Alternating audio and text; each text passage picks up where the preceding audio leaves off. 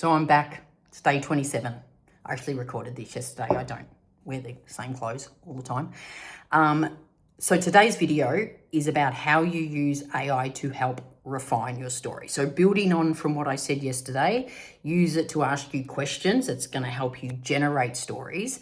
And then once you've got that story idea, AI will probably ask you to give it some like bullet points of the story, and then it will come back with a story. Now, this is where you've got to be really careful. Yes, use it to help you refine your story, but you don't want to lose your voice throughout the process. So it will come back and it literally makes up stuff. We know that. So it makes up stuff to fill in the blanks. What you then have to go through is the process of saying that didn't happen, but this happened. So maybe AI might come back and say, you know, I was really excited about the prospect. And you go, actually, I wasn't excited. I was terrified. Okay, so say you were terrified. So make sure it's accurate.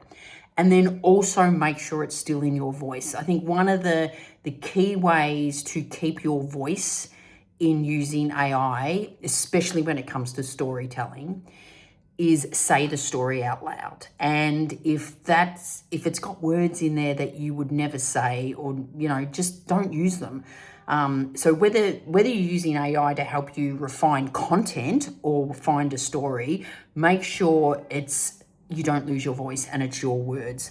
I put something into AI the other day, literally just to sort of proof check something, edit something.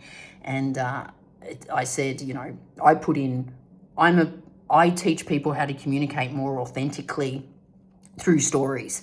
AI came back and said, I teach people how to communicate authentically using stories that bridge the gap between instinct and trust. It was like, what the hell does that mean? So don't get sucked into, oh, that sounds good.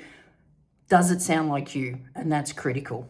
So always maintain control and keep your voice in the process. And tomorrow I'm going to share a letter I wrote to AI.